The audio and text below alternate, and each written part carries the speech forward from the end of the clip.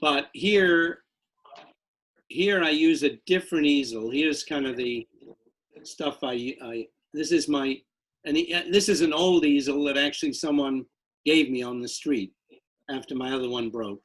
It's much stronger than the easels they make now. It's all made of metal. Not good for traveling though, but good for weighting down if you have a strong wind. And I have this little table that I designed, which is just a piece of plywood. I'll make it larger here. It's a piece of plywood with holes cut in it, a little reinforcing piece of wood here, and on either side, glued to it, are two U-shaped aluminum tracks that I can slide the pallet into. And then I have a bungee cord because I attach the bungee cord to the easel. You see the bungee cord is underneath, and it holds up the table. Okay, and the table has a little hole in it with a rope, as a cord goes from the top of the easel, and I hang my backpack with all my equipment in it from the easel to weight it down to keep it from blowing over.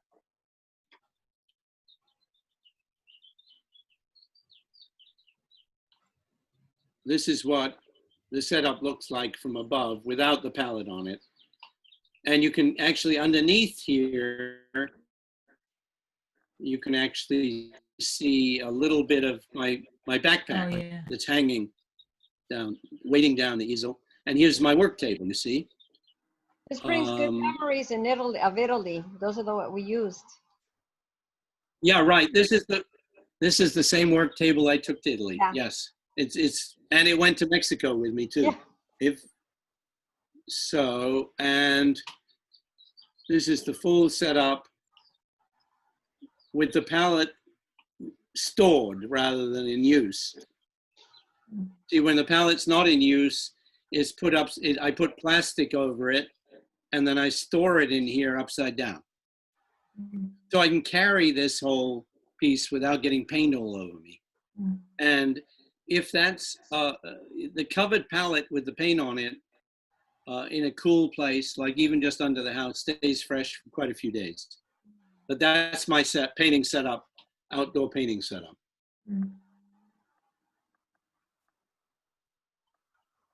So here's the setup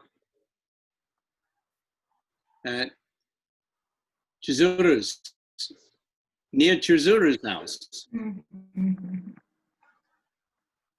You see the pallet is now set up for painting. I have my container for solvent. My brush is back here. I have a clamp here and here so I can put brushes I'm using in this space here. And here's, in this case, it's a board. It's been primed and painted. And you can even see a little bit of my bike over here. So that was the setup. Anthony. Yes. I once read, I can't remember who the artist was, but he would do, maybe Picasso, he would paint the canvas like either blue or red and paint over it in order to have like a subliminal warmth or a subliminal coldness that you wouldn't necessarily really see. I mean, in some spots it would show, but barely. So I wonder why you choose a gray and a light gray as a background. Well, I like it because it's neutral. It's neutral, but it also means that you can see your values better if it's gray rather than white, because on a white surface, everything looks darker. Whereas light gray, you can put some whites and you can see them. Why don't I put colors? Because I find the color you put down first affects your choice of color afterwards. Right. I put, well, you'll see, here's the view that I was seeing from that setup. And there are some cars here, but when I first saw this view, it was during complete shutdown. And There was nothing on the, this by the way is coming off 101 onto Potrero, and that's up on the right-hand side there is San Francisco General, and then the far distance is the city skyline. So we're on the top of Bernal Hill looking basically north. And I looked at this scene and I decided on a palette that I thought would give me the most colors, but also was the most limited palette. And I'll show you that.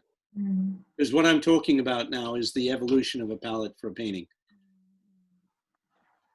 So there's on the outside are my pure colors, but in here in the center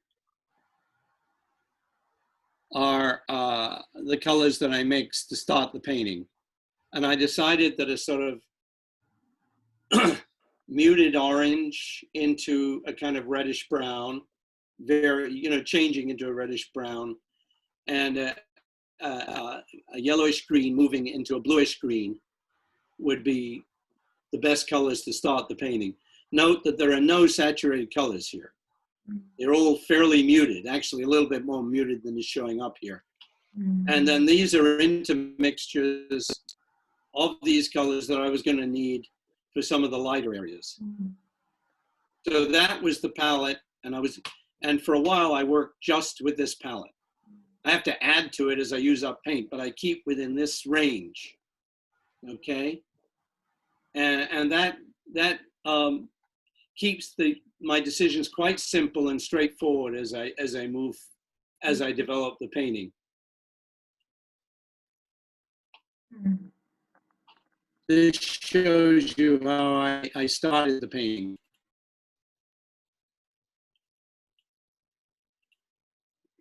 I'm just using a base color for the highway, for those green areas of the park, for the house here, for the warmer foreground, the sky, just exploring actually where things go.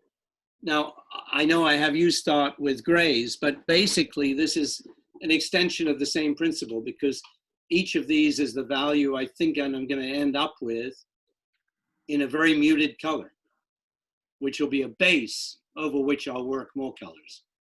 And I'll work them wet actually for a while. And now I started to mess with that palette to find all the different colors I needed, and you can see it got kind of messy, but I'm still working within the same palette, okay?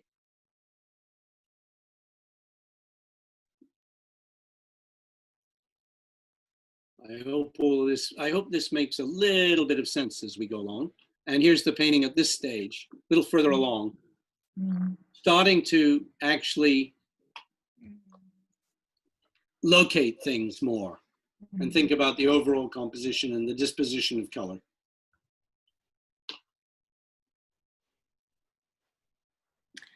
That muted orange, Anthony, is that just a lot of gray in there? Yeah, well, it's actually made probably with some ochre and some Venetian red and a little gray and yellow, probably. I don't remember now how I made it. There are many ways to make the same colors.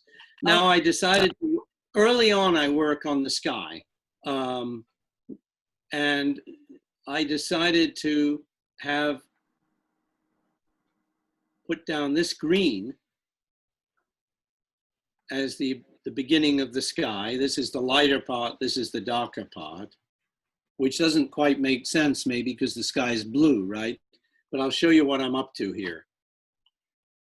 So I put that in, lower down here, and eventually it covers the whole area.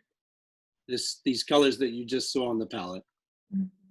Then, having got the whole canvas covered, I work, and this is the first introduction of a foreign color, I worked the quinacridone red into the green to make a very muted violet.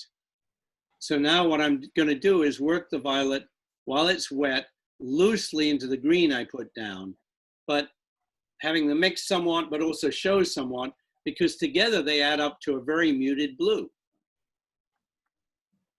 Show you that lodge first.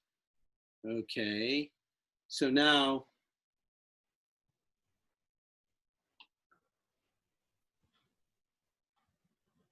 that's how the sky looks up close after I've worked it. From a distance, though, it looks blue, but it vibrates. You see the variation in color in the sky, which you don't notice from a distance, creates a vibration, which creates a sense of depth to the sky. But I'm also managing to keep green even in the sky, to keep the colors as tight as possible.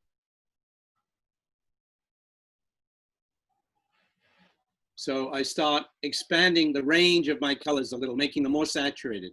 But the palette is very much the same, but you see my oranges and reddish browns have got a little bit more saturated now.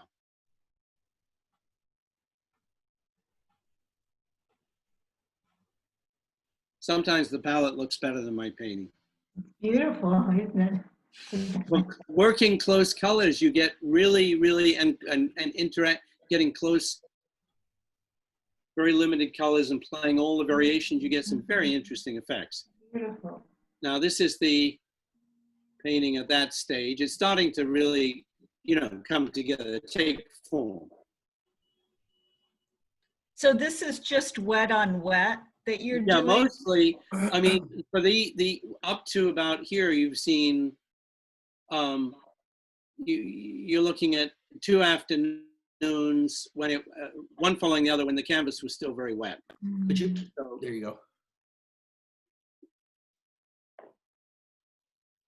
But it's really already got, it's getting a character, it's getting a sense of space. Mhm. And a sense of weather. And a sense of weather. That's a tricky one because the weather never stays the same.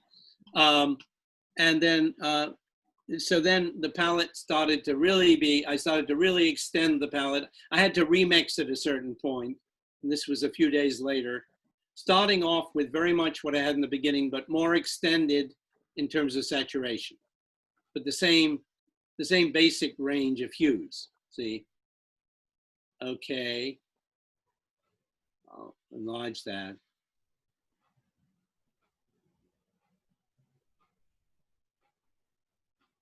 And then as I work the palette, it gets a little wild, but this is kind of what happens as I continue to work it and look for the colors. Whoops, sorry. Look for the variations of color that I'm going to need. And I'm bringing in a little, mostly these are intermixtures of these 2 bands of color. And I may have introduced a little something from the outside. But notice how there are no discrete piles of color. I'm constantly exploring the variations. So this was that same day with that same palette.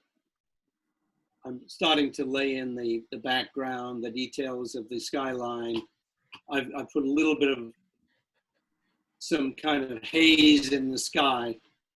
And that's as far as I can take you with the evolution of the palette. But I think that gives you some idea. I will now, I'll show you this Lodge first. At this point, I already liked it a lot. You know, this is the point at which I sometimes think, maybe I should leave it. Yeah. And got a wonderful haziness to it. Say that again? It's got a wonderful haziness to it. Like if it was any sharper, it would be too sharp. Yeah. Well, it's gonna get a little sharper, as you can see. This is its current state. So the color is taken, this is taken under very different lighting conditions and gives a different sense of the painting. Wow. But what I'm interested here, and some of the greens are coming out a little too saturated in this photograph, more saturated than they really are. But what I was interested in was I saw this view when the city was shut down. No traffic, no people visible because those parks were closed, and nature sort of resurgent. And it was kind of So I'm going to title it Car Free. I thought that was a good one for it. But anyway, it's still got a little ways to go. But that's the evolution of a painting and the palette that accompanies it. I thought that might be of some value to you to see. Yeah. Now you can always review this if you want. You know how you post a lot of your stuff on Instagram? There's a button when you post a picture on Instagram that allows you to post multiple pictures. So you just